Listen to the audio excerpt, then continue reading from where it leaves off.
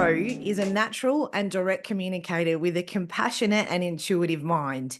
He has always been passionate about helping and guiding others.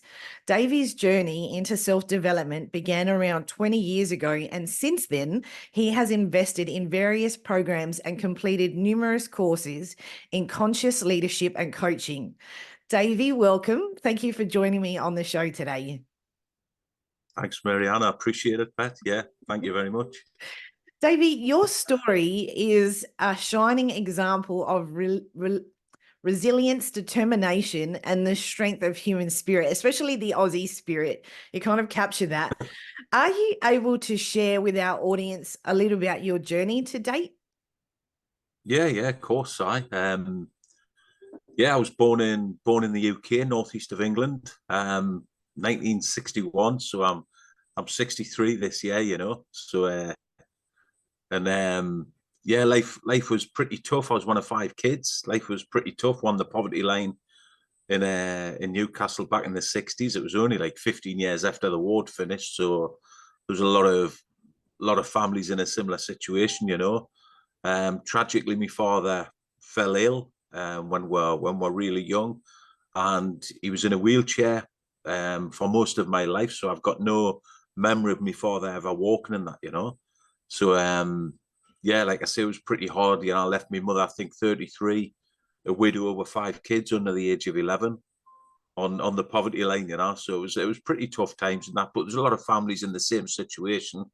But we were loved, and you know, we had a laugh together, and you know, it was just hard times. But we just got on with it and that, you know. And then there was a lot of bullying and you know, a lot of like I guess like what you'd class now is like emotional abuse in a sense, with regards to like people putting you down, and you know, like you're being scared to speak. And you know, I mean, with the work I've done nowadays, like deep dive into like really emotional, like core wounding and whatever, I've realized like as a child I was quite a sensitive child and that, you know.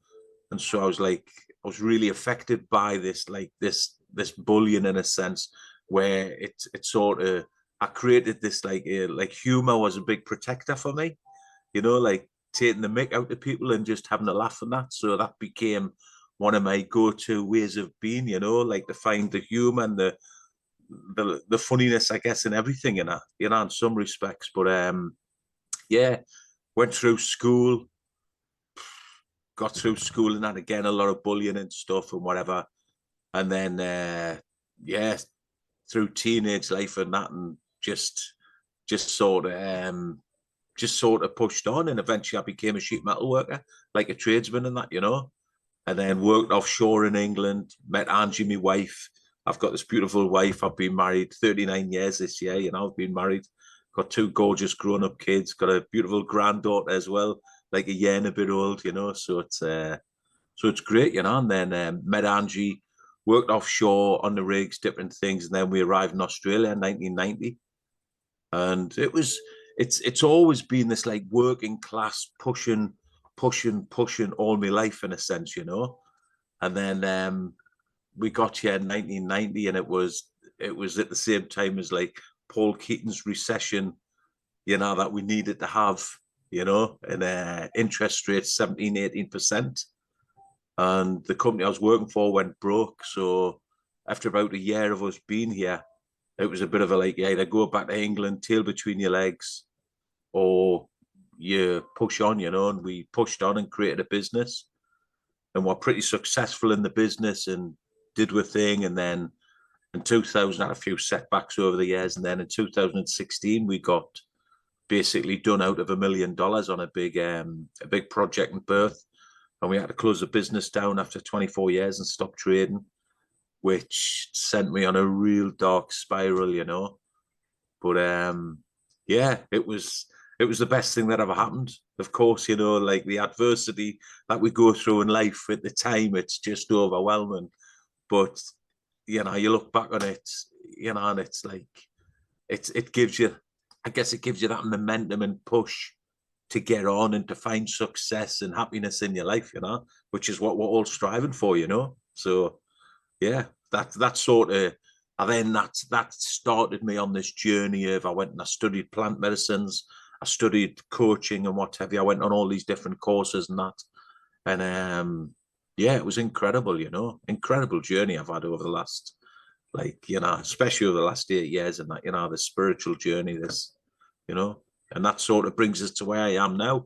I'm an intuitive master coach. I do one-on-one coaching. I do group sessions for men, women, and I'm all about just sharing the love and helping people to see their own magnificence, really, because we all have this magnificence within us, but we rarely acknowledge it or recognize it, So I'm all about bringing it out in people and helping them to realize their full potential, I love that so much. And it's clear that your journey has taken you from hardships from your childhood to the heights of success, obviously having a business for 24 years, and then through the depths of despair in different aspects. But through it all, it's clear that you've emerged stronger and wiser. Has this been the reason you're so committed to helping others find their way? Do you think that's the main motivation? Yeah, I don't know. I think it's like I think for most of your life, you're subconsciously trying to save the wounded child within you. That's without you even knowing that's what you're doing, by helping others, especially if you have a sense of purpose about you, and you're looking to something bigger than yourself to give and to help, and which is exactly what you're doing. I was going through your website before that, and just going through to get more of an understanding of where you're coming from and where you're at, like even what you're doing now, this podcast, now, it's like amazing, like this giving back and connecting to different people with all these different ideas. And it's like I'm fascinated with the human condition, and it's like I was reading you, and it's like exactly the same. I went through your core values, and they're very similar to my core values. And this is when we get into these realms of meeting people on a similar level, we see this connection, and we see it right throughout, So and I think subconsciously we've all been trying to save the wounded child within us without even knowing we're doing that. And then when we actually get to that point and we realize everything's perfect, we don't have to save anyone or anything, as in it's already perfect.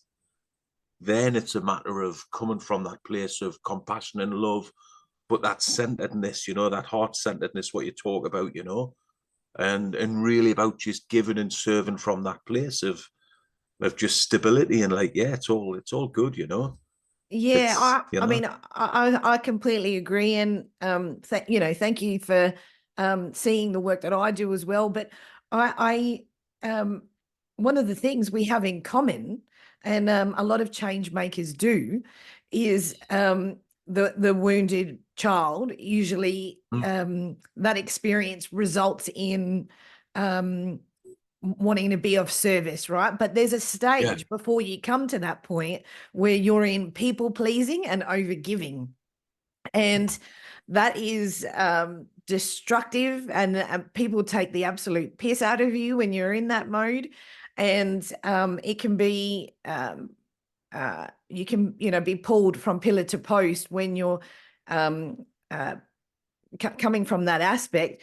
But when you move out of it, that is when things really start to open. And you're right, it's when you start to acknowledge that everything is perfect as it is now, and everything that has happened, good or bad, has been what was necessary, even though that can be tricky to wrap your head around. Do you believe that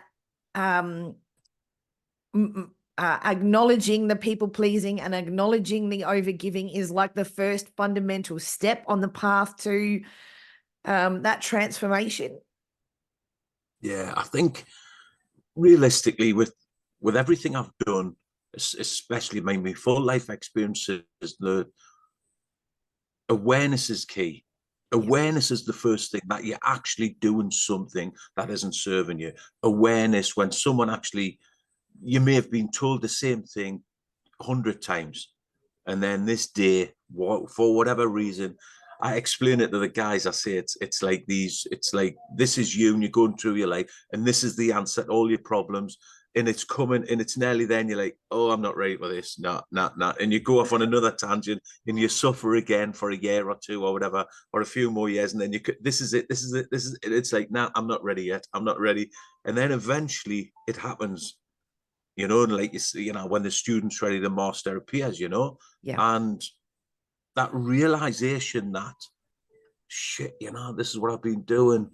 This is why I'm like this, the way I am. And it's like in my early 40s, I did a program called Landmark Forum. I don't know if you've heard of that. It's an American-based program, very like head-based, about the like mindset and what have you. But it was incredible, and I did like the full curriculum, and like the reason I got on that, I'd created this like way of being. I was like a workaholic, I was like driven machine to succeed. From my father's death, I created this core limiting belief that I needed to provide for my family. I needed to help my family. So I created this workaholic in me that I couldn't turn off. But I didn't, it's all subconscious, of course. I didn't realize I'd done this. Driving down the freeway one day, early 40s I was, and voice in my head, drive the van off the road, Dave, and the pain will stop. And I remember gripping the steering wheel, like thinking, like, what the fuck, And it was like I cannot be considering suicide, yeah. And it was like, drive the van off the road, Davey, and the pain will stop, like again, but like louder, And I thought, how the hell is this possible? Beautiful wife, beautiful kids, money in the bank, like everything everyone tells you, this is what life's about. I had. But I was exhausted, emotionally, mentally, physically exhausted, and I was killing myself. People pleasing, which was a huge part of it, which is exhausting. And you just kept giving and giving and giving and giving, and it was never about the money. The money just fell out the sky. Financially we were doing great, but it was like never about the money. It was just about like keep helping and helping and helping and doing more and more to provide for my family, not realizing that you've done it, So it was that as soon as that realization came, when I did this course, I did the course a couple of months after that sort of moment. And what I got from the course was, I am the way I am because when my father died when I was 8, I made it mean I had to provide for my family. I created this core limiting belief. And I also realized I had a choice, which was fundamental on this course, but I was never consciously aware that I had freedom of choice or free will. And of course, as soon as that come to us, I remember thinking like, bloody hell, of course I can choose anything. And it was like, anything you want. And I remember it like at 42 thinking, this is like ridiculous. I didn't realize I had a choice, And it was like that awareness, that conscious awareness is the key to making change. Because until you're consciously aware that you have a choice, that you've got free will, that you can choose to do whatever you choose for you, then, you're just stuck in the same old ways, So I think really consciously awareness is the key to transformation. It has to be, because if you're not aware, you just keep going down the same old path, Absolutely. And there I think as empaths and people who are sensitive, you go into, you want to give, you want to help other people. That's natural, but that overgiving, that overachieving is destructive. But when you move out of it and you are just being of service, there is so much joy that comes from it. It's unlimited amounts of joy. It's joy in the small things. For me, even with the podcast, a lot of people have podcasts so that they can funnel and feed people to their courses, their to become clients and so forth. Whereas for me, this podcast is nothing more than me just wanting to talk to amazing humans and building a community and a place where people can feel like they're not alone out there. Because being a change maker and being aware and doing this kind of work can feel isolating. And I've said that so many times on this podcast, but it is a place just for joy creating for me. There is no motivation. Whatever comes out of it is going to come out of it, but it's not, for me, it's not the stats or I'm not driven by any of that. I don't give a fuck about any of that. Nothing other than I just want other people to know about these other amazing humans that I've found along the way. And it's that joy. I couldn't even put a price on that joy.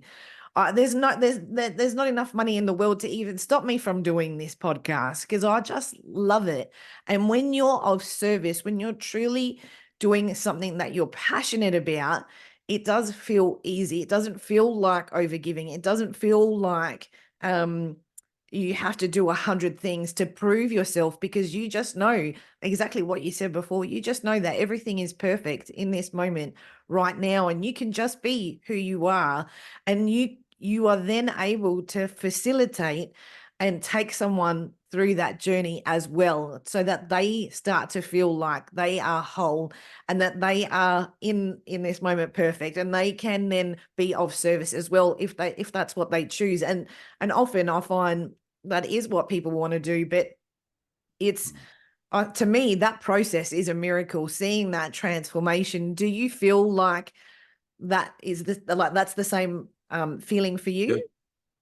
yeah, very much so, very much so. And I think we're back to that. It's like there's a saying, like, you can't give what you haven't got. And when you find this stability and calmness within, and the realization that, oh right, so all the heartache, all the pain, all the suffering happened for me, not to me. So you'd move from the victim, you move into the awareness stage, of like, oh wow, so this is all about me evolving and being of service, in a sense, if that's the direction you're going. And it's like, yeah, this is all part of the plan, Davey. You had to suffer so you could learn from that, so you could help others not to suffer as much as you did. So this thing where you've kept turning away from the answer over all of these years, when you eventually got there and you thought this was going to be so painful, but yet it wasn't. And some of the healing I've received and I've witnessed over the years, it can happen in an instant, Maryanne. And people think it's like, I think they have this idea, like, I've been suffering for 20 years, 30 years.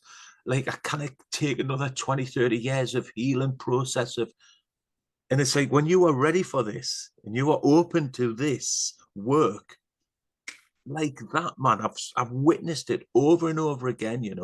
Yeah. And it's incredible. It's incredible to witness. It's so humbling, because it becomes this. It's just, yeah, this is just the way it is. I was talking to a guy rang us yesterday. He's really struggling. And he's like, yeah, I've done it, and blah, blah. And another relationship, he's a year and a half with this girl, and they've split up. And he's like, shit, here we go again. And and I'm like, yeah. And when I get a phone call of someone, whatever, for coaching or whatever, and the first time we've spoke, I just allow them to speak, just actively listen for about, 10, 15 minutes. What you dealing with, mate? What And it's like, yeah, got you. Yeah. All right, son, yeah. And I says, do you find, so what I'm getting is it's this, and then I'll go back with my interpretation of, with a bit more. Yeah, that's exactly it. That's exactly where I've been and how it feels and this and that and the other and whatever. Yeah, all right. And then blah, blah, blah. And then I'll go back with a bit more on this. And it's like, that's what I want. Yeah, this is exactly what it's. And it's like, you've heard the same thing so many times. And it's like, and it's not like an arrogance thing of just, the answer, because you don't, you're just suggesting. But generally 9 times out of 10, you're spot on, because it's like, here we go again. Someone else is struggling in the people pleasing mode, in the self-sabotage mode, or whatever it is, like child core wounding from childhood stuff, whatever it is. And then I explain it. It's like the way I explain to this guy, it's like you're born perfect and pure. You still are. You just don't realize it. But you're born perfect and pure. And then literally between 0 to 7, 8, 9, there's going to be defining moments in your life, but there's going to be major ones, like negative defining moments, and they're going to affect you. And I said, it's like that part of you that's been like overwhelmed emotionally, mentally, or physically. That part of you, which is this, what I'm talking about now, is like part of like IFS, internal family systems. And I says it's like pushed back to the back of the psyche. because you were unable cognitively to work out and to deal with what happened, whether someone shouted at you or you were hit or abused or whatever happened, you know, and that part of you pushes back to the back of your psyche, and it creates a core limiting belief from what just happened. I'm not wanted, I'm not loved, I'm not needed, no one's seen me, I'm not heard. Whatever it is, you make this assumption from your perspective, from a child's perspective, and then you also create a protector part. And the protector part, like of an extreme, if you are bullied, the protector part might be like fuck you, like and want to fight back. Or the other protector part might be like, no, we're not going in there, we're just dropping back. And so you shut off emotionally. You know, Yeah. and they're the two extremes. You know, one is I'm going to fight back. The other one is to like just be quiet and shut yourself up and become like stoic and drop the emotions and whatever, you know, and close down. And I says, and then that'll happen again and again in your life. All these defining moments happen throughout your life, but you bring it back to that core limiting belief. I'm not wanted. I'm not loved. I'm not respected. I'm not needed. Whatever it is, it is. And literally at 30, 40, 50, I mean, this guy was in his 30s. And I says, and so for like 25, 30 years, you've carried this belief, whatever that is, and we don't know what this is yet, because it's like shadow work, you know, it's hidden behind you, you know, like, and no one wants to see that because it's like a horrible feeling and whatever. And I says, and it's about revealing that and bringing that out, you know. And I do like a double session. That's like a 3-hour session. You know, my coaching sessions normally about an hour and a half, 2 hours. So I do like a 3 and a bit hour session, and that really reveals the present state, which is the core limiting belief, because you are seeing life through this way of being. And if as a child, whatever's happened to you, and then teenage years and in your 20s, 30s, whatever, you've made it mean that you are not wanted. You subconsciously, your ego has to make you right, has to prove you, obviously, to keep you safe, which is its job, and it's doing an amazing job. So it has to make sure that you're not wanted over and over again. So it will self-sabotage relationships. It will make sure you don't get the promotion at work. It will confirm that you're not good enough to get on the football team or the footy team, whatever it is. And this pattern just repeats itself because it has to confirm that you are not wanted. But you don't know you're doing that. This is all subconscious, of course. And that's literally the protectors make sure that that is happening. So the wounded part is never revealed, because it's so scary for that wounded part to be revealed and to find the solution. That's why we keep going off on different tangents.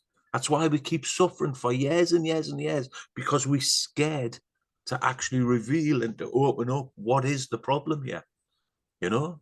But once we find that present state, then we literally transform it to the desired state. In like a 3-hour session, I've witnessed, it's like miracles. It's unreal, you know? It would be, and I agree. The brain does such a beautiful job of trying to protect yourself, but it's also reinforcing the mindset that you already have, which is why it's so important for us to challenge ourselves to keep working on the brain and the way that we think about things, and deconditioning and letting go of those limiting beliefs, because that's what's on repeat. So what you think is the world around you, absolutely, and you can change it. You can change it very quickly. But one of the things that stood out to me in what you said was about how you're hearing the same story. A lot of the time you're hearing the same story on repeat. And I've found, even for me, when I was a kinesiologist, my clients, it would be the same story over and over, but it would be similar to my own personal story. So I have had a lot of experience in relationships with narcissists. And so almost every client that I had came to see me for that reason and that purpose. And I ended up writing a book about it. And that book was just merely to help my clients understand that I understand what they've experienced and how you can work through that and break the pattern and the cycle. And it's not, you said, you know, something about it's not being arrogant because, here it is again. It's actually because that's the work that you're being called to do as a coach, as a healer, as a therapist, whatever it is. That is your people, that is your niche, that is your experience has come so that you can help those specific people. And at the end of the day, and I'm sure you would agree with this, they just want to be seen and heard. It's the first time for most people that they're even allowing themselves to have that experience. That first conversation is very likely the first time that they're actually allowing themselves to open up, and to have someone like yourself, listen and understand and validate. That part is so important. Validating what they've said and what they're experiencing is a crucial part of trust building, but it's also a good first step on the road to that transformation too. I'm curious, do you feel like forgiveness is a really large part of that transformative work? Yeah, without a doubt, yeah. Realistically, forgiveness. It's like everything I've studied, especially like I say over the last 8 years, everything I read and courses I've done, and I do like breath work, somatic healing stuff and whatever, and I've done Reiki and different, I've done all this energy healing, different types of stuff. Everything I read about and study comes back to this. It's fundamentally, it's about self-forgiveness, self-love, forgiveness of others, love of others, and that leads you to gratitude. Like literally, that's the 5-step process. You have to. It's like I was doing a men's course the other week and whatever, and we just finished off like an 8-week course a couple of weeks ago, and I was explaining to the lads, and I was saying about like, we abuse ourselves so much subconsciously without even know we're doing it. You fucking idiot, you stupid idiot. Why would you do that? You stupid fucking, look at the mess you've made, and you've stuffed that up again, and blah, blah, blah. You're useless. You cannot do this. We've spoke to ourselves since we were children, literally like that, because that's the way adults spoke to us. And I'm not saying for everyone, obviously. I'm on about, my lifetime, and for a lot of people, it's like this, depending on what side of like upbringing and whatever you had, where there wasn't a lot of positive reaffirm, kids at school picking on you and teachers and shouting at you, whatever it is. But it's like, but we've had these negative patterns just playing over and over and over for many, many years. And we believe it's true because obviously it just becomes habitual, where it must be true because that's what we keep saying to ourselves. Yeah. And I said about getting, and I was speaking to the guys, I had 20 odd guys in the room, and I says, imagine, I says, little Davy, like little 7-year-old Davies, I says, because they all stand out there waiting for you. All these little boys from us, our wounded children, they all stand out there waiting for us, waiting for you to be ready to heal and to bring them home, to integrate them back into your heart. That's fundamentally what this work's about. And I says, but can you imagine little 7-year-old Davy comes and he stands in front of the circle like that, and he's in the middle of the circle, and I lean down and I'm like, you fucking idiot. You stupid. Look at the mess you've made there. Look at the problems you've caused. I says, that's what we did when we were children like that. That's what adults did when, that's what we've been doing as 11-year-old, as a teenager, as a whatever, without even knowing we've done it. I says, we have to forgive ourselves for doing that. It's the first step to healing. You have to give him a break because he was calling himself that at the time. As a 7-year-old kid, he believed it was true and he started calling himself that. I says, what would you do with any child? That it's like you would get down, you'd be nice, soft, gentle. You'd be like, come here, mate. Give us a hug. Come here, son.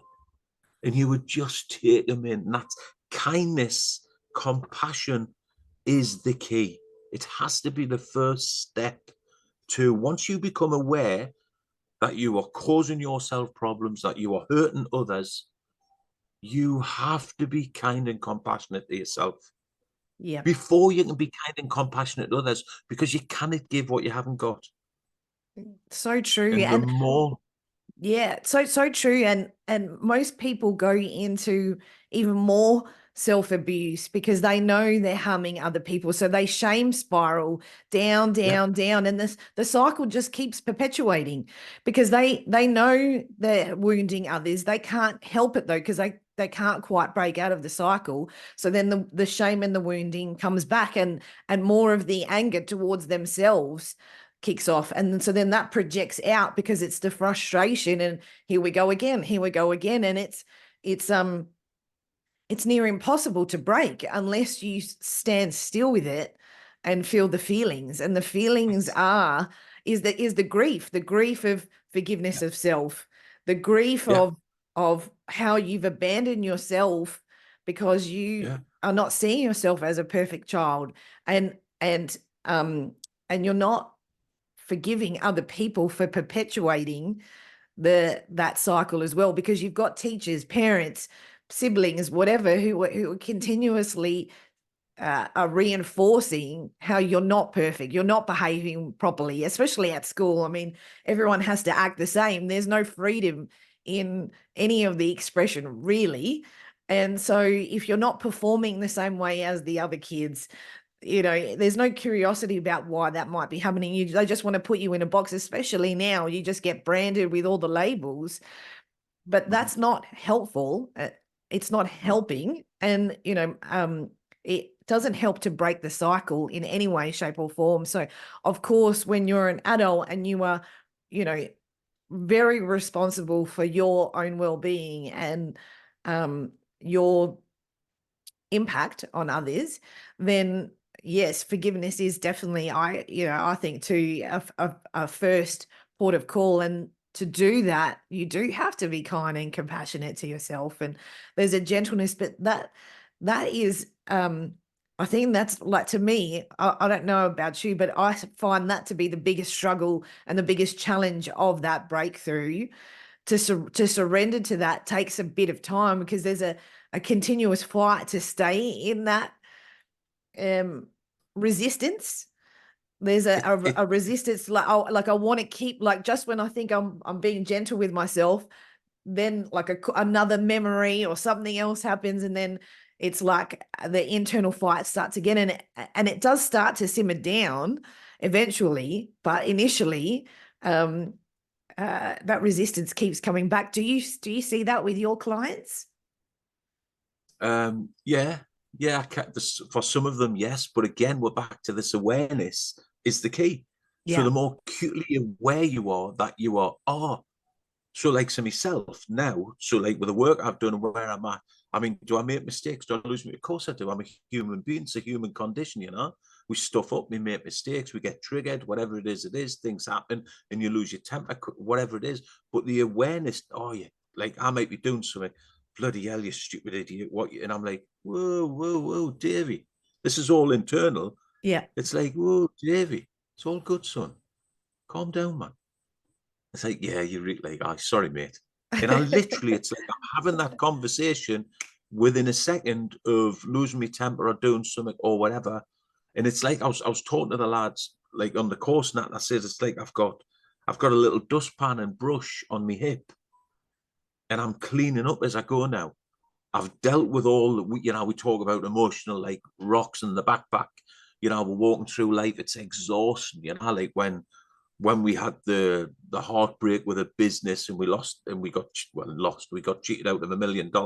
When that occurred and whatever, like the anger and the rage, these rocks in my backpack was killing us, because I just wanted to kill these men that did this. How could they possibly do this to? And the victim and the poor me and all of this anger and frustration from years and years of stuff, and hard work came to this, and it was like, but once I started to deal with them big rocks to the point where it's like, I'm light, I'm free, I'm centered, I feel solid, I'm balanced, I'm calm.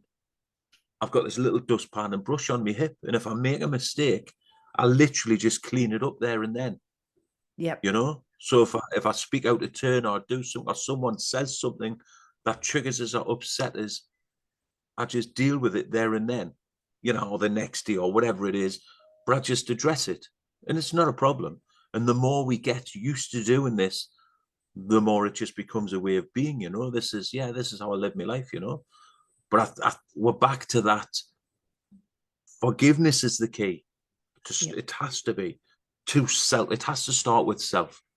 Because, like I said, we kind of give what we haven't got, and to forgive yourself, you have to really get to the very fundamentals of this, of life, of being a human being. Is we, you, me, everyone in this world are doing the very best we can with what we've got at every moment in time. So even as a child, when we stole someone's ball, or we broke someone's doll and threw it back at them, or we hit someone, or we abused them, whatever we did, we were taught that way from others, from our environment. And that was the best thing we could do with what we had at that very moment in time. Even to the point as an adult where you shout at your kids, or you fall out with your boss at work, whatever it is, realizing that that's the best you could do at that moment in time, because what you had available to you, you know, like emotionally, cognitively, you know, like where you're at psychologically, then you come to realize you've never ever made a mistake. Yep. And I was talking to this lad on the phone yesterday, and I said, that's literally where you're going to get, son, where you realize that you've never ever made a mistake. And he was like, he started to laugh, and he's like, really? And I'm like, well, think about it. Did you do the best thing you could at the time? And he's like, yeah, I did. I says, and that's exactly what you've done all your life, mate. So you've never done anything wrong, ever. Yeah. I mean, have we done wrong? Have we done this? Yes, now in hindsight. But at that split second in time, everything's perfect, son. You haven't done anything wrong. And when you haven't done anything wrong, you then realize that the forgiveness is easier. And that's where the healing starts, in that self-forgiveness. Then you can start loving self instead of like self-deprivation, like putting yourself down whenever you're not it. And then you start to love yourself. I've got to a point, literally, like I love every part of it. You know, I like me fat belly, me little baldy head. Do you know what I mean? It's like as if it's like I'm magnificent. I know I am. And I love every part of it. And it's like everything's perfect, Davy. You know, Yeah. I don't pick on any bits of us anymore. I've passed all that. I've done that for years and years, and that old game doesn't serve me anymore. So Yeah. I choose not to play that game, you know. I mean, there's also like the other components where we've got soul contracts. You know, we've come into these lives to and have made agreements with the other people in our lives, especially in our family unit. So sometimes some of the behavior is part of those soul contracts and those experiences. And then there's the other component of sometimes where you feel like you look back and think, that probably wasn't the best that I said that or did that or whatever. Sometimes the other person is calling that in energetically. So there is another part of the awareness in that healing where forgiveness isn't even required, because there are these other factors, there are these other agreements, there are these other beautiful energetic frequencies happening, so that other person can have that awakening. Because maybe you triggering someone else unintentionally. I'm not saying when you're intentionally trying to wound someone else or hurt someone else, that's not what we're talking about. But when that's kind of accidental, that's often in the other person's highest good, because it then starts them on a path where they start to heal aspects that they may be ignoring, or there may be aspects that they're where they're stuck in victim mode, where they're being shown actually you know this victim sort of mentality that you're in is perpetuating these continuous experiences. So you're facilitating their healing. It's not you necessarily, it's what you're being guided to do. And if you're intuitive, sometimes that happens more regularly. You know, I find when I'm talking to people who haven't started on their healing journey whatsoever, and sometimes even with my family, with my family, those poor people, I will just say things randomly, not hurtful things, but I'll just say things like, have you thought about this? Or can you see how that's connected to blah blah blah? And you can tell that's like, you know, it's a trigger, but it is helping them come to a greater awareness. And I'm not consciously doing that. It just comes out. And again, that forms part of that forgiveness. Because when you look at experiences where the other person might run away from the conversation, or, you know, you can see they're uncomfortable for whatever reason, you can start to, if you don't have that awareness, you can start to feel shame, and you can start to feel guilt, and even sadness about those experiences. But when you look at forgiveness, you don't have to apologize for having those circumstances at all. And I especially love the soul contract side of things, because most people are not even aware that that is what has happened, and that's what, you know, you've purposely come together with these core people to have these experiences, whether they're good or not. And that's always been really intriguing to me. Do you have conversations with your clients about that side of things?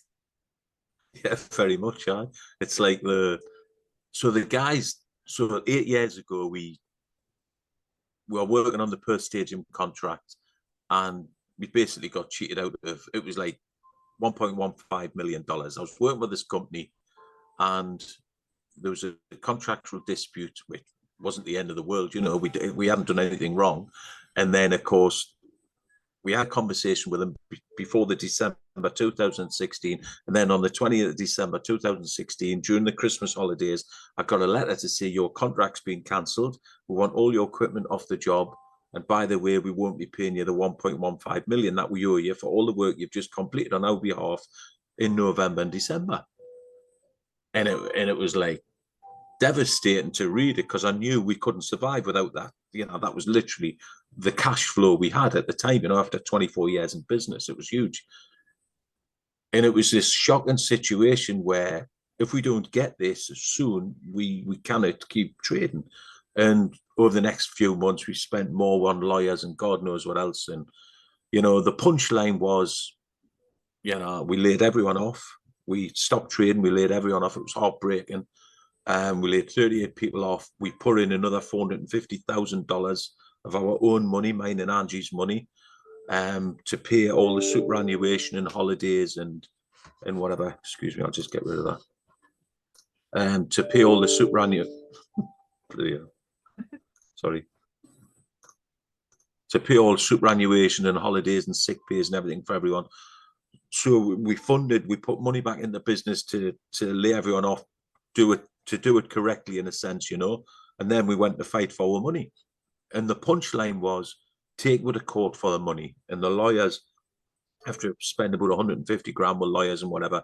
Well, you're going to have to put up $1 million to fight for $1 million, like it's a security bond.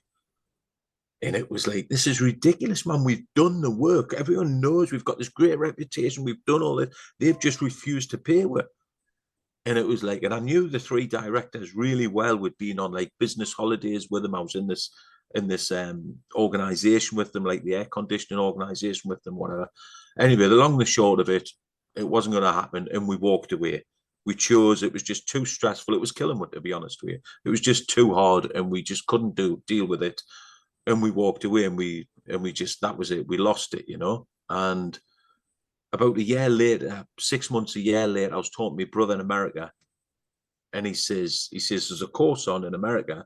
He says, I think you should come over and do it. He says, it's like this men's course up in the mountains of California. He says, because at the end of the day, kid, he says, you've really got to forgive the guys that screwed you, you know.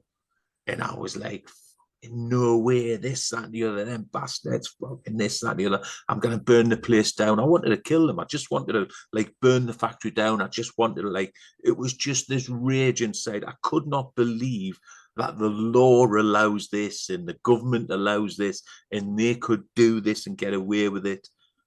And I was in this real horrible place, you know. Anyway, I went to America. did this course. I witnessed miracles on this mountain in California. And that was the moment after on this course in America where I realized I'd found my purpose in life. I knew I was different as a kid. I was very sensitive, and I've got to.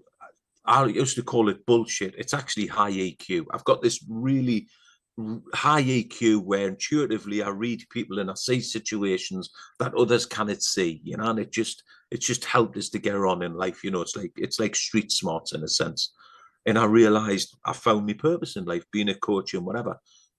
Came back to Perth, started doing this coaching work, and I intuitively knew I needed to forgive these guys as being the first port of call, because that was the biggest rock I was carrying at that time. And within 18 months of the guys cheating me and whatever, I basically forgive them. And I wrote them a letter and I thanked them for doing what they did. And I apologized for my part in what occurred. And I forgive them, and I thank them for putting me on this path, because this path is my purpose, like a higher purpose in a sense, And that was it, I got an email off one of them saying thank you. I got an email off the other one that said I forgive you, which started to trigger us again. And then I'm like, it's all perfect, Davy. Yeah. I tried to bad mouth them in the industry and whatever because of what they'd done. And then one of the other directors said, oh, can we go for breakfast? Can we meet? And we went for breakfast and we had a conversation, and he acknowledged that I'd obviously been the bigger man in a sense, and for me to do what I'd done. And he apologized for doing what he did because he knew it was wrong and that they'd done wrong, the company and that. And that was the end of it, And as soon as that happened, there was like this huge rock fell out my backpack. And I left it the way I explain it to the guys is like you're born there, you're going to die there on their timeline. And at this point in time, at this moment, you release this rock, and then you walk away from it because your life goes on. Yeah. And it's back there somewhere, It's like a few years back there, down that way. And that's what I did, And it was like to forgive them was the biggest on the path, because that triggered my awakening in a sense, my spiritual awakening with plant medicines and what have you, and that was like the catalyst that started the full process, So it was like I've got so much gratitude to the guys that did it. Now, if they walked into a room, when I shake the hand of my friends, it's like, no, these guys cheated me out of $1 million. That's the end of it. Yeah. But I have no trigger.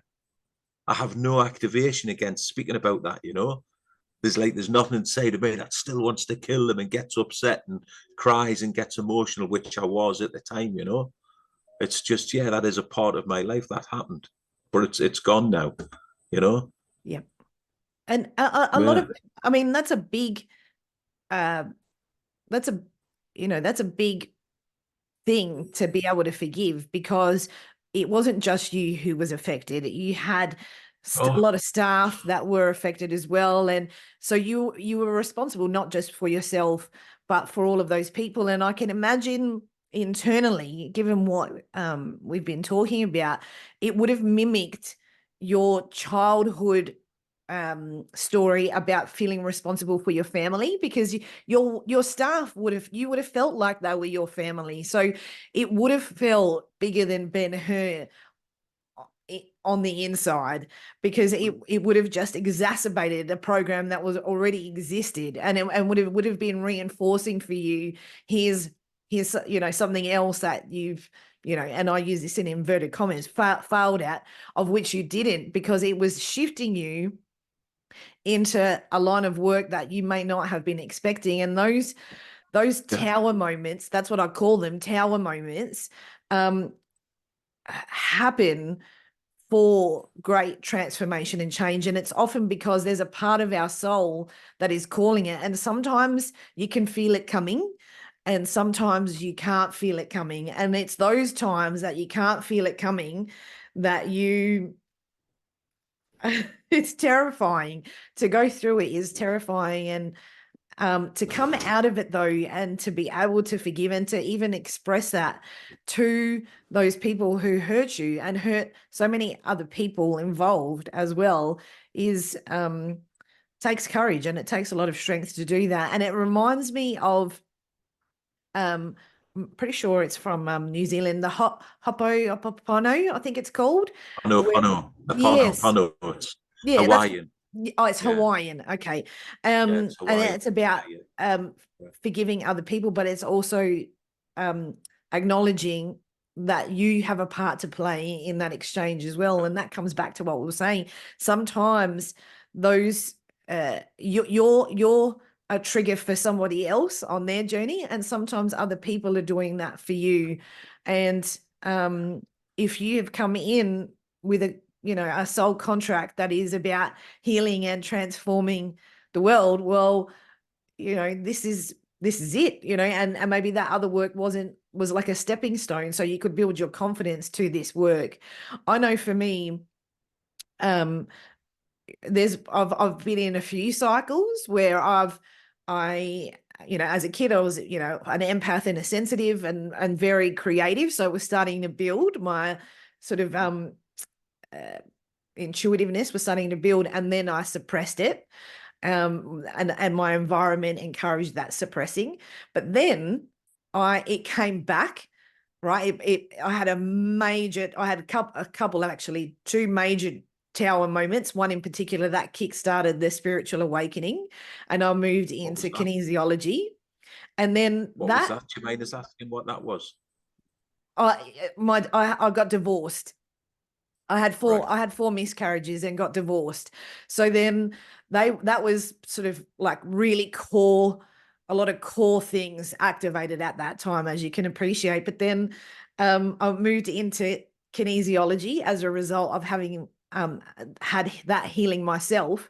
And then I moved into marketing, right? So I've sort of cycled out of it again and then cycled back into it. Now I'm doing this work with CEOs and doing my part to change what is happening from a karmic perspective in business consciousness with these large corporations, which is no easy task. But I had shied away of it. I had sort of shied away from it because it felt too big. But my experiences have kept moving me forward, whether I've liked it or not.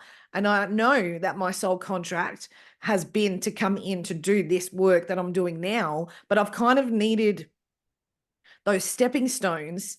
And in some parts it's been gentle and others no.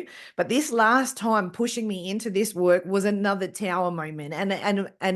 The tower moment was around my health. So last year I went through a lot of health stuff. It was like relentless. And it got to a point where I needed to make an internal energetic choice about whether I was going to continue like my and not to be like dramatic about it, but it was like I had to make a choice about whether I wanted to continue to live or not. And I chose it. I stepped into it. I surrendered everything that I had. I was having conversations with, my spirit team and guides. And I said, just tell me what you want me to do, and I will follow the path with no questions. I will try and minimize the resistance. And that's how all of this work came about. And it came out in the fullest form, and the whole roadway, like the rest of this work, it like lit up. I know exactly how that is unfolding and what's going to happen, and it's beautiful. But to get to that point, those other experiences were breaking me apart and breaking me down, but also building me up. And that's what a lot of people don't understand, I don't think, about the transformation process. Because when you sort of start after that sort of first epic tower moment, if you will, people think that it's sort of like one and done. When you first kind of start, you hope that that's it, but it isn't. It so isn't, because you're discovering so much more of yourself. And if you're curious, it kind of makes it even worse, because you ask the question to the universe, or your guides or whoever you believe in, the feedback comes pretty quick. Do you have you felt like that from your own experience, and do you see that with the people that you're helping as well? Yeah, without a doubt. Yeah, we're back to you when you go through these catalyst moments in your life and you become aware of them and you heal from it, and there's like this huge like weight has been lifted, and like, oh my God, this is it. I feel so much lighter. I like feel more content, happier, whatever you. And the way I see it is you've evolved, so your vibration has lifted. You've evolved, and now we're on another level. And there's a saying, another level, another devil. You know, like literally, you know, that is what's going to occur next. That is, you're going to be tested, and it's fundamentally it's just another test. If you go through your life and you look at these defining moments of your life and how did you get from where you were to where you are now, I mean, like, just for an example, when you're talking about Apono before, we use that in the program and that, you know, in the men's program. And I remember years ago teaching it to these guys and that, you know, I'm sorry, please forgive me, I love you. And the inner child, the wounded part of you says, thank you. Because, and again, this is my interpretation of Apono. Everything I do, I study, I read, whatever, I take in whatever I take in through my, you know, through my own filter, my RAS system, and then I teach and I bring out my interpretation of it. Know whether that's the right interpretation or the wrong one, I don't care. I'm not interested. I do what I believe is the best thing, and it's my superpower is to simplify everything and to get the best results in the shortest possible time. That's what I've done all my life, from that core limp belief where I needed to provide for my family as an 8-year-old child. How can I provide and help for them the best way possible? So I created this superpower in a sense, which is to simplify everything. So that's my version of Apono, and teaching the guys. And years ago, we had a guy from New Zealand, lad, and he was telling me, he did a live video in the group, and he was explaining how he did this. You know, you look in front of the mirror, you're basically eye gazing with yourself, and it's, you know, I'm sorry, you're saying sorry to yourself, you know, please forgive me, you know, forgiving yourself, I love you. And then you say thank you, but the part of you that says thank you is the inner child, the wounded part. And he says, I repeated this because you got to repeat it for 5 minutes or something, whatever, you know, it's just continuous. It's part of what we teach you. And he says, and I suddenly realized I was holding the hand of the little boy, my little boy. And he was like, he had a hold of my hand and he was looking up. And he was like literally telepathically like, we made it then. Because he'd had this really abusive, heartbreaking story to tell in New Zealand. It was like the old Once We Were Warriors, you know, the movie. Really tough times, like where he came from with his family and that. And the little boy was like looking up to this man now, you know, and he's like, we made it. And he says, and I was looking down at the little boy, like he says, I was crying. He was crying. And the little boy was like, you're my hero, you know? Yeah. It's like, we've done it. And he was like, yeah, we did it, mate. You know? And it was this like, I get emotional now talking about it because it was so beautiful, but it was so powerful for him within a 5-minute session to get that connection with Apono, and for to realize, to forgive himself for all the shit he put himself through, for to give the little lad to forgive him, and then to find that connection and that bond, you know. But that was only possible because he surrendered to the process, you know. Like what you're saying before is like, you know, the more we fight, what you resist persists. You know, so the more you surrender to what is, once you become aware, you know, once you this is the healing, this is it. You know, the master's appeared because the student's now ready and he receives it. It's like the master now says, do this, do that, whatever. I'm here to help you. But you have to trust the process and surrender. Otherwise, we're just away on a journey again, fighting the same thing. You know, and the more you surrender to the process and the healing process and the guide, the more you heal, the more you realize you've evolved to a next level, the more you realize you're going to be tested again. But now when the test comes, I've got these tools in my backpack, you know, I know how to deal with this stuff, breath work, meditation, talking, you know, shadow work, whatever it is you're dealing with, you know. And suddenly you know that's not as bad as the first one was. That's not as bad. That's not as bad. And when things happen, tests happen, because they are going to happen, you come to realize it's just another test, man. It, You it, know, it it's is. just another level. It absolutely is. And those tests um, are, are sometimes, you know, the breakthrough, and that's where things sort of stop for a while.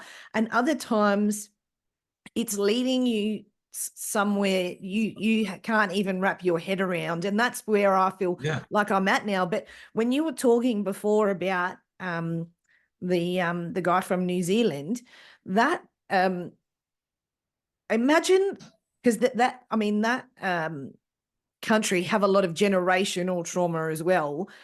But imagine the healing within his own family unit by healing all of those aspects. Imagine the ancestral healing for a start, but also the healing for his lineage as well. Like, just so incredible. And then it I've got goosebumps. It activates an energy transformation through the whole family unit. And that, I mean, that to me, that those are the real miracles, because it's not just you that you're transforming and changing when you do that forgiveness work. It is, you're allowing all of the people that you are connected to within your family unit through DNA and lineage, whatever, to do the same. And even if it's unspoken and you don't tell them that's what's happened, they can energetically feel it consciously or unconsciously. And it sets up something in motion that you just can't put a price on. And it's funny that you mentioned once we're warriors. I was in a conversation with my family yesterday, and someone mentioned once we're warriors, and that's such a random thing to mention, because that's not a movie. It's not current, you know, but I'm about to go to Greece on holiday. I mentioned that to you before we started the podcast. And my intention is to heal and clear my ancestral lineage while I'm away. My intention is to really call that in, because we're going as a family to do all of that healing together. So that's really good confirmation that that's on its way. I'm excited for that. Beautiful. Yeah, but that is what we like what we're doing now. We are healing ancestral wounding for century and century and centuries, which we've carried through ourselves with our own DNA. Exactly what you're saying. And all the guys that come on the course, or we do coaching with, that get that healing, it's like it stops now. It's like we are the leaders, you know, we are the ones that are aware, we are the ones that found the courage to get to this point. We are the ones that's been vulnerable, which is so important to be vulnerable, especially for men. It is a huge thing to have that courage to be vulnerable in front of other men, and to deal with this stuff and acknowledge that this is happening to me. And that when you hear different people's stories in the circle, it's like, oh my God, I'm not alone. I'm not the only guy that's struggling with this. His story is the same as mine, you know, and it's just like, oh my God, we've all got the same sort. And this is what I'm saying to you, when you hear the same stories over and over on the phone with different conversations, the different versions of the very same thing. And it all comes from childhood. It all comes from past defining moments. And it all comes from the reality that you are creating from the external reality, because that's your interpretation. Yeah. But your interpretation is totally unique to anyone else's. You know, someone talks about once we were warriors. It's like, oh, I didn't thought that in the movie. I thought this, and what everyone's is different. This is the beauty of being a human being, where we all have a different bloody outlook on different things and different ideas, you know. But the healing you're talking about with your family, going back to Greece, whatever, if you're all doing it and you've all got this same intention, because intention is really important. If you've all got the same intention, even to sit in a group as a family and to cry and to talk about memories and old stuff and whatever. We do this. We have like five of the kids do like family reunions and whatever, you know, all together. I was at my brother's last year, you know, in America, and that was incredible, and that, you know, and it was just this connection to laugh and to heal and to have tears about old memories and stories about the past and whatever. And it's like, it's just letting this go, you know.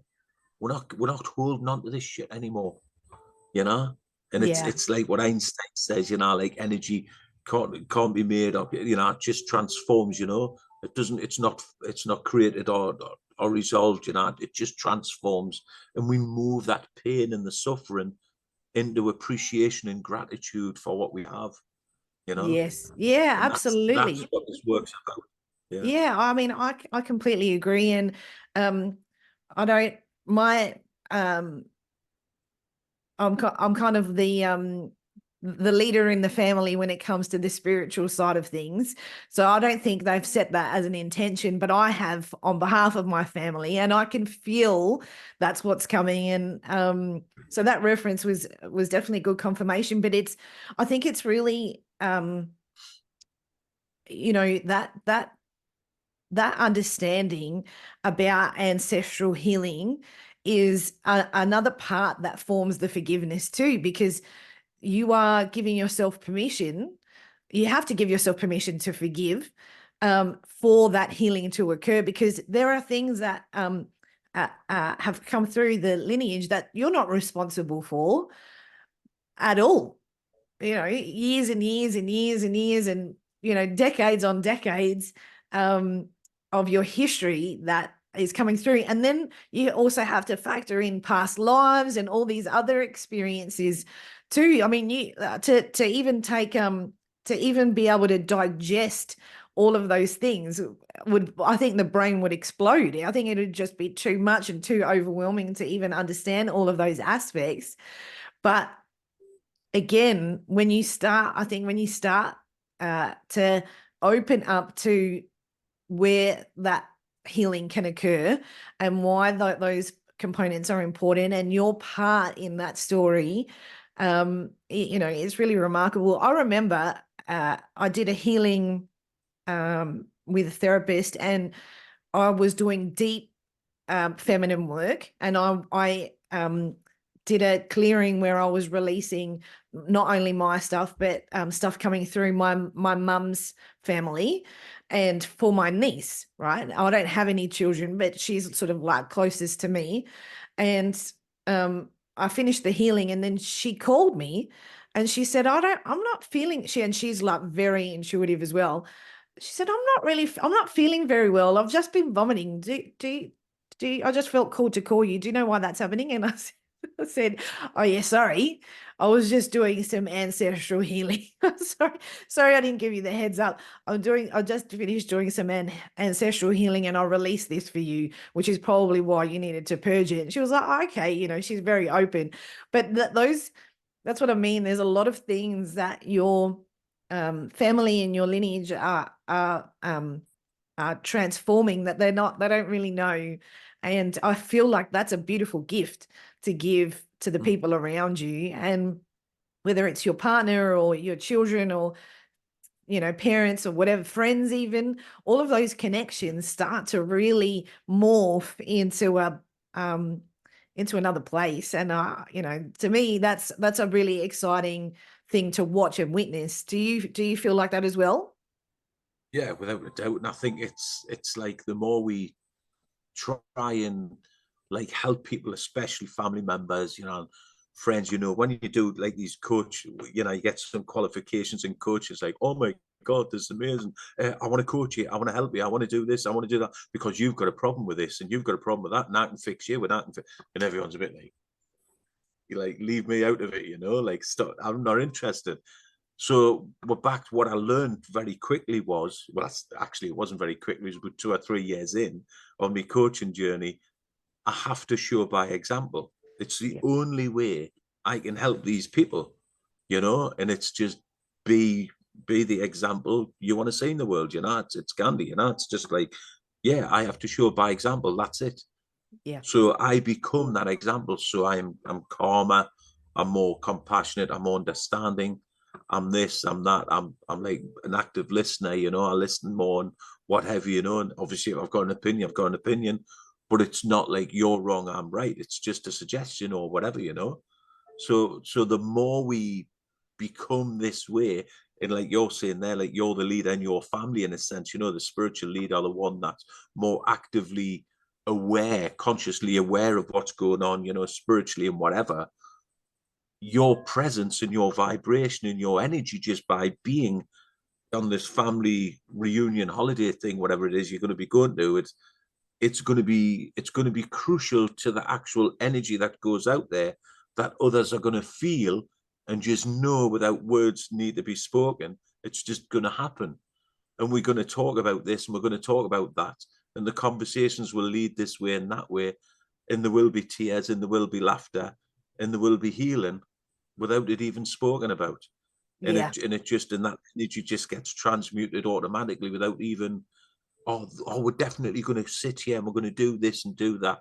It's like, no, we're not. We're just going to relax, you know, just have fun, you know, and then it's all going to happen, you know. And I think the presence and the energy that we, you know, the more we do this work, the more, like I said before, it's about becoming like stable. We're back to, I always go back to Maslow's hierarchy of needs.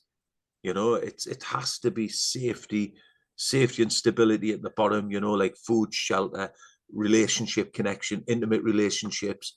Then and only then, when you have that, then and only then can you start looking to enlightenment and actualization and spiritually evolving. You can try it on the lower levels, but if that bottom isn't solid, if that foundation isn't solid and that's shaky, everything else that you're trying to do on top of it is obviously shaky as well. So you Yes. have to get that bottom right. But once the bottom's in place and it's like food, shelter, safety, I've got that. Right. Now I can look at relationships. I'm ready to look for relationships now and connection, you know? Now I'm ready to look for intimate relationships because I've got, you know what I mean? So Yes. we're back to that sort of like just building my way up, you know? And it's exactly the same with spiritual work and coaching work when you're working on yourself. If there's an instability at the core of your being, this is why the first process I do with any of the guys or any of the coaching is there's a process called MBIT, multiple brain integration technique, which is head, heart, and gut, because you've got three brains. Like science has proved this now, you know, and it's about aligning the three brains, finding that congruency, because generally, if you're getting triggered or there's a disagreement or whatever, you've got a misalignment. There's something not right, you know. You might have a job that's paying the bills, and you might feel safe and secure, but your heart's like, I freaking hate this work. Why the hell am I doing this crap? You know, if your heart's not in it, so you've got a misalignment, even though you know you've got safety and shelter and you're paying the bills and everything's good. If you're not really enjoying it, you know, and you're struggling, it's like, why the hell am I doing it? You know. Yeah. So it's about finding that congruency and alignment to bring that stability. Does that make sense? Of course. Yeah, absolutely. And I agree. Um it sort of what it was coming up for me when you were talking was about how uh spiritual bypassing doesn't allow for the foundational things to occur.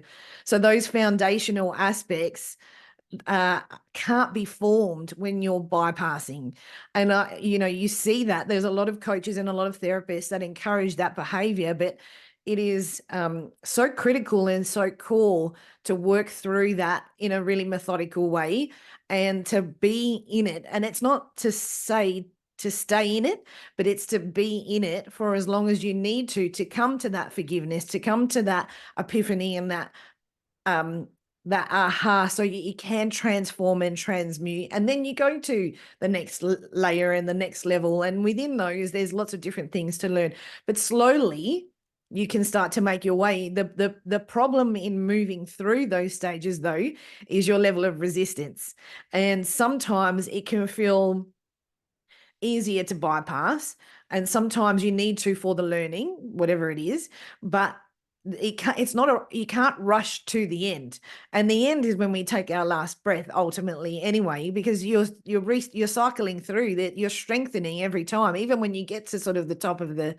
pyramid, you are recycling through those layers, and maybe bouncing through each one, but you're strengthening every single time. But I agree so completely. The foundation, those bottom foundations, will stop those really big tower moments from occurring, and it becomes a bit more gentle as you go along. You go willingly, I say, rather than really fighting your way through it. And so yes, it does make sense, and I think it's an important point to make. I did a plant medicine journey last year. I think it was 6 months last year ago, and it was like I'd found the last piece of this jigsaw, which I was whatever. It was like this was the image I had, and I like literally put the last piece of the jigsaw in, and I was so proud of myself. Like this is like just a vision I had during this plant medicine journey. Like I was so proud of myself. Like, oh wow, there it is. I've solved the problem. Like I've split the atom. I've done it, sort of thing. That's it, done. And I put the last piece in, and then it was like very very slowly. I sort of came away from the jigsaw, and I realized it was just one piece. That full jigsaw had created the corner piece for the next jigsaw. And I was like, bloody hell, start again. And it was like the spirit was like, yeah, what did you think? And like, oh, shit, like really? Like this is just one piece of the next level. And it was like, yeah, of course what did you think it was, David? Did you think you'd done it? And I'm like, well, my ego thought I'd completed something.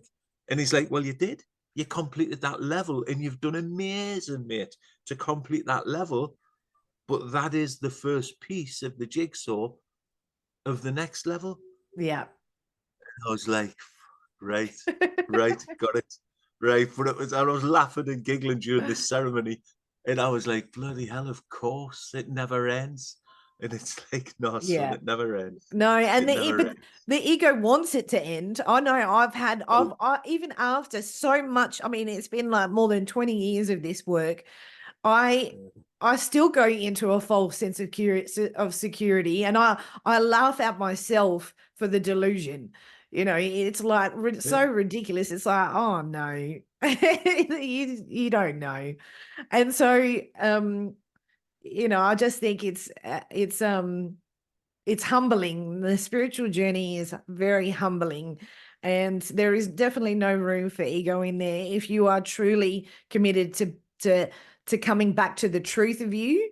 There are some important lessons to learn, and I think a big standout in our conversation today is starting with forgiveness of self and compassion and kindness, so that you can actually soften and open enough to be vulnerable to then start doing some of that deep work that's necessary to heal ourselves, but also to heal those around us in this world.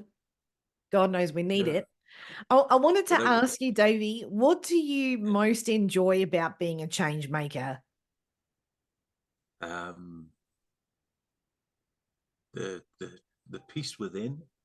Yep. The peace within, like personally, the calmness and peace within, and seeing, like, spreading this joy to others. When others get it, and and I mean, I had a moment yesterday with a client, but it's like when others get it, and they're like, tears and whatever.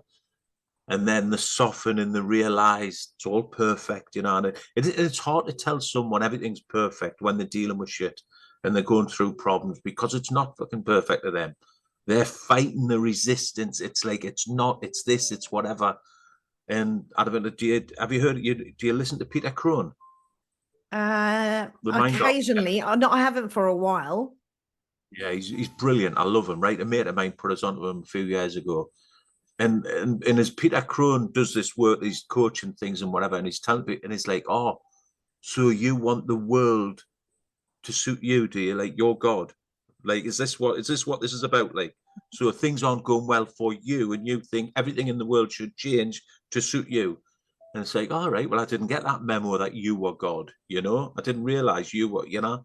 And it's just like helping people to like drop out of that victim mentality, the poor me, for them to realize that shit, like everyone struggles, everyone has hardship, everyone, it's like, yeah, you know, this is the human condition we live, you know? Yeah. And it's just that when they eventually get that and the penny drops, that light bulb moment, and then you see them soften in front of you, like literally, you see the energy just like release and just like dissipate out, and it's just like, yeah, there it is. That's it Yeah. there. And they get it, and there's just that stillness, that like quietness between each other, and it's just that. That's it there. You're doing amazing. You're doing amazing, Yeah. and that's it. I And then love actually that. get it. Yeah. Oh, I mean, I feel like that too. And it is that it's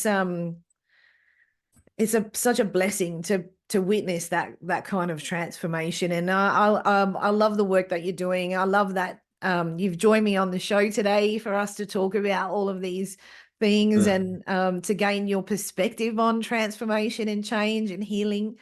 And I will share all of the links to your website and your Instagram and so Okay. forth. But how can the audience best connect with you? DavyRowe.com, I guess. Yeah, DavyRowe.com.au, you know, from Australia, so .au. Yeah. Yeah. Then on the website, there's all the links. There's a lot of free stuff on the website. We do like a quiz, like a balance your life quiz, you know. That'll help people to see which area of the life that they're dealing with and whatever, you know. It's like a wheel of life sort of thing, you know, but it's like done on a quiz system. And there's a lot of free videos and stuff and reading material on the website as well, which will help a lot of people in that, you know, which will give them like the first steps. And then you can obviously, if anyone wants, you know, I do like a free coaching discovery call, you know, like just a 30-minute like that guy who rang yesterday, he booked one of them. And it was just, yeah, how you doing, mate? And within 30 minutes, we'd clarified where he was, what he was dealing with, more than likely 100% the reason behind it. And then we'd organized like a coaching session, but he'd got that clarity on where he was, why he kept self-sabotaging and struggling, you know. So Yeah. then that 30-minute conversation, he'd sort of realized that's what it is.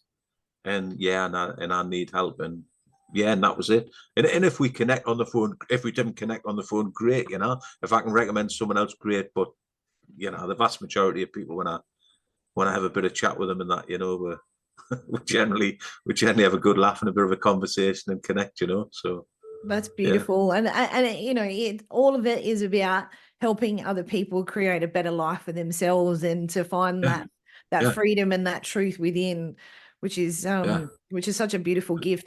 Thank you so much for joining me today, Davy. I've loved our yeah. conversation.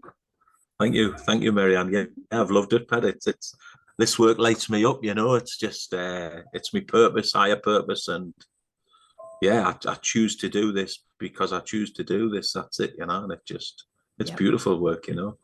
it is. Yeah, no, I really appreciate it. Thanks, and thank you very much for everything you're doing, my love. You know, it's we we do acknowledge others in a sense, but we rarely acknowledge ourselves. And I think this time with you going on holiday, I think even with Opono and what have you, it's like maybe because we've spoke about that in a couple of ways here, maybe take that with you, and maybe it's just a suggestion.